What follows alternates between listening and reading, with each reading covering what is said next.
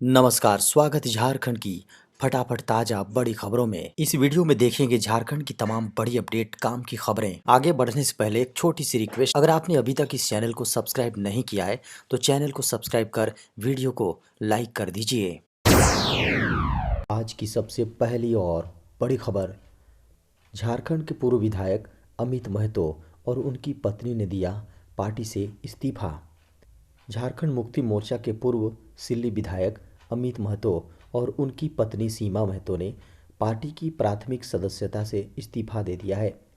इस संबंध में दोनों ने रविवार को पार्टी सुप्रीमो सह सांसद शिबू सोरेन को इस्तीफा भेज दिया है। सोशल मीडिया पर दोनों ने इस्तीफे की घोषणा करते हुए इसके लिए 1932 आधारित स्थानीय नीति और भाषा विवाद पर सरकार की नाकामी को जिम्मेवार ठहराया है। इसे लेकर हाल में झारखंड के सीएम हेमंत सोरेन ने भी अपनी नीति स्पष्ट की थी। उसके बाद से तकरार मचा हुआ है। लालू यादव को आज सजा सुनाएगी कोर्ट। चारा घोटाले के डोरंडा कोषागार से 139.35 करोड़ के अवैध निकासी के सबसे बड़े मामले में बिहार के पूर्व मुख्यमंत्री लालू प्रसाद यादव समेत 38 दोषियों को आज सजा सुनाई जाएगी। रांची सीबीआई कोर्ट के विशेष जज एसके शशि की अदालत से दोपहर 12 बजे से सभी दोषियों को वीडियो कॉन्फ्रेंसिंग से बारी बारी सजा सुनाई जाएगी। दोषियों को जेल से ही कोर्ट में पेश किया जाएगा। दोषी करार दिए जाने के बाद लालू प्रसाद समेत सभी 38 आरोपियों को जेल भेज दिया गया। लालू प्रसाद को स्वास्थ्य कारणों से जेल प्रशासन ने बेहतर इलाज के लिए रिम्स भेज दिया था। लालू प्रसाद फिलहाल रिम्स में ही भर्ती हैं। बड़ी खबर है, दक्षिण अफ्रीका के माली में फंसे झारखंड के सभी मजदूर लौटे वापस। दक्षिण अफ्रीकी देश माली से श्रमिकों का अंतिम जत्था शनिवार को बिरसा मुंडा एयरपोर्ट पहुंचा। इस जत्थे में 10 श्रमिक थे। बता दें कि ये लोग वहां कल्पतरू पावर ट्रांसमिशन लिमिटेड में बतौर फीटर कार्यरत थे। वहां पैसे का भुगतान नहीं किया जा रहा था। राज्य प्रवासी नियंत्रण कक्ष की टीम लीडर शिखा ने कहा कि जब इसकी जानकारी मिली तो राज्य सरकार ने कार्रवाई करते हुए कंपनी के कंट्री हेड व प्रबंधक से संपर्क कर मजदूरों की समस्या पर बात की और उनके खाने की उचित व्यवस्था और वेतन का भुगतान करने को कहा। घटना के संबंध में भारतीय दूतावास माली से संपर्क किया गया और घटना से अवगत कराया गया। उनके द्वारा कंपनी ठेकेदारों एवं मजदूरों के प्रतिनिधियों को दूतावास कार्यालय में बातचीत के लिए उन्हें बुलाया गया। झारखंड के दिव्यांग छात्रों के लिए बड़ी खुशखबरी है। अगले साल से जैक की मैट्रिक परीक्षा में नहीं लगेगा फीस। जैक ने दिव्यांग छात्रों के लिए शिक्षा और इसके माध्यमों को सुविधाजनक बनाने के प्रयास में जुटा हुआ है। अगले सत्र से 10वीं के दिव्यांग बच्चों का परीक्षा शुल्क नहीं लिया जाएगा। वहीं ऐसे ही 42 बिंदुओं को चिन्हित कर उन्हें सुविधाएं प्रदान की जाएंगी। उक्त बातें जैक के सचिव महिप कुमार सिंह ने प्राचार्यों के साथ परिचर्चा के दौरान कही। वे शनिवार को ठाकुर विश्वनाथ शाहदेव जिला स्कूल में वार्षिक माध्यमिक और इंटरमीडिएट परीक्षा 2022 की तैयारियों के संबंध में अपनी योजनाओं पर चर्चा कर रहे थे। उन्होंने कहा कि जब 10वीं के दिव्यांग छात्रों को पंजीकरण और परीक्षा शुल्क में छूट के साथ परीक्षा में विशेष सहूलियतें दी जाएंगी। झारखंड के सभी जिलों को दिसंबर के अंत तक मिल जाएगा मॉडल विद्यालय। झारखंड के 24 जिले में बन रहा जिला स्तरीय मॉडल विद्यालय का निर्माण दिसंबर 2022 तक पूरा कर लिया जाएगा। हर जिले में 3 स्कूल शुरू करने की दिशा में सरकार तेजी से कार्य कर रही है। ऐसे स्कूलों में जिला स्कूल, कन्या उच्च विद्यालय और कस्तूरबा स्कूल शामिल हैं। स्कूल भवन तैयार होने के बाद बच्चों के लिए प्राइवेट स्कूल की तर्ज पर पठन पाठन के संसाधनों से आच्छादित करने की प्रक्रिया शुरू होगी।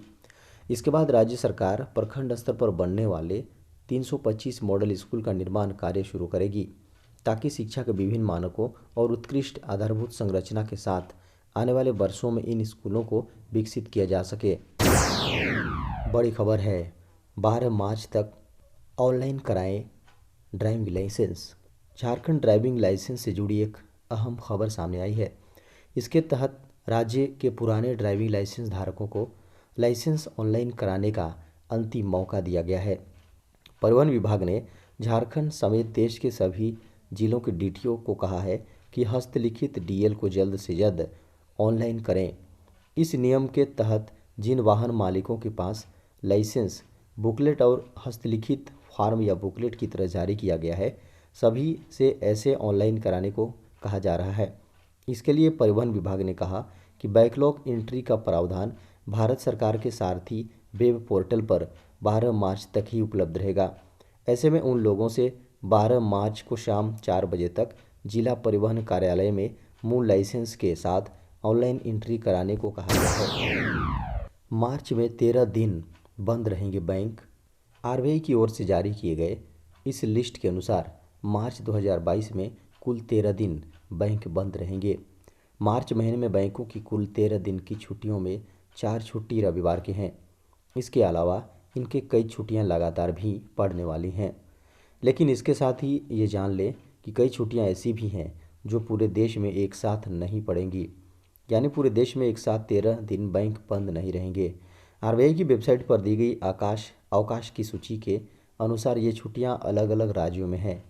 आरबीआई की गाइडलाइंस के अनुसार रविवार के अलावा महीने के दूसरे और चौथे शनिवार को बैंक बंद रहते हैं। एसएससी ने 12वीं पास के लिए निकाली बम्पर भर्तियां। कर्मचारी चयन आयोग ने संयुक्त उच्च माध्यमिक स्तर यानी +2 के लिए भर्तियां निकाली हैं। लगभग 5000 पद पर भर्ती की संभावना है। 18 से 27 साल के अभ्यर्थी इस पर आवेदन कर सकते हैं। भर्तियों की संख्या अभी अनुमानित है। राज्यों से खाली पदों का डाटा मिलने के बाद ऑफिशियल वेबसाइट पर भर्तियों की ये संख्या अपडेट की जाएगी। इस भर्ती प्रक्रिया के तहत केंद्र सरकार के विभिन्न मंत्रालयों, विभागों, कार्यालयों में लोअर डिविजनल क्लर्क, जूनियर सचिवालय सहायक, डाक सहायक, सॉर्टिंग असिस्टेंट और डाटा एंट्री ऑपरेटर की पोस्ट पर नौकरियां दी जाएंगी। इसके लिए 18 से 27 साल के अभ्यर्थी आवेदन कर सकते हैं। इन पदों के लिए आवेदन की प्रक्रिया 1 फरवरी से शुरू हो चुकी है और 7 मार्च तक आवेदन किए जा सकते हैं। आवेदन के लिए शुल्क भरने की आखिरी तारीख 8 मार्च रखी गई है।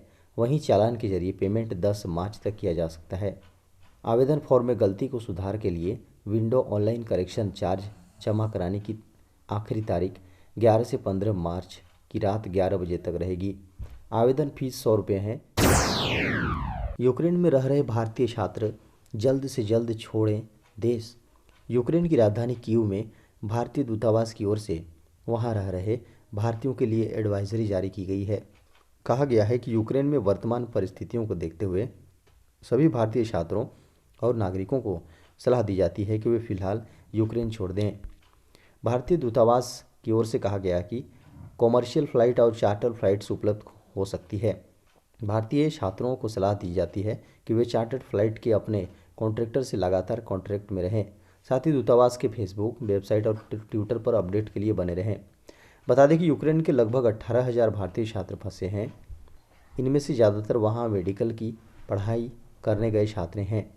इन लोगों ने सरकार से मदद की गुहार लगाई है। इस बीच नागरिक विमानन मंत्रालय ने एक अहम फैसला लेते हुए भारत और यूक्रेन के बीच उड़ानों पर लगी पाबंदी को हटा दिया है।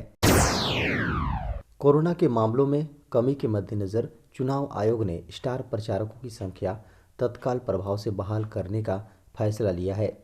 चुनाव आयोग के नए आदेश के अनुसार राष्ट्रीय राज्य दलों के लिए स्टार प्रचारकों की संख्या 40, मान्यता प्राप्त दलों के अलावा अन्य दलों के लिए स्टार प्रचारकों की संख्या 20 कर दी गई है। सभी दल अतिरिक्त स्टार प्रचारकों की सूची 23 फरवरी को शाम 5 बजे तक चुनाव आयोग को सौंप सकते हैं।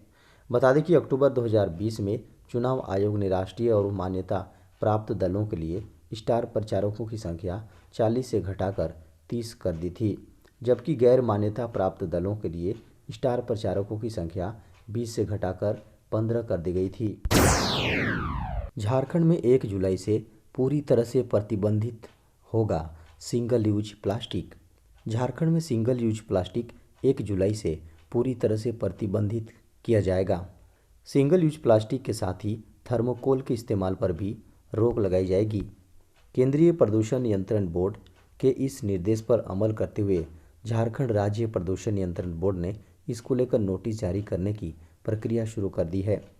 सिंगल यूज प्लास्टिक को लेकर स्पष्ट गाइडलाइन जारी की गई है, जिसमें इसके उत्पादन, भंडारण, वितरण और इस्तेमाल पर पूरी तरह से पाबंदी लगाई गई है।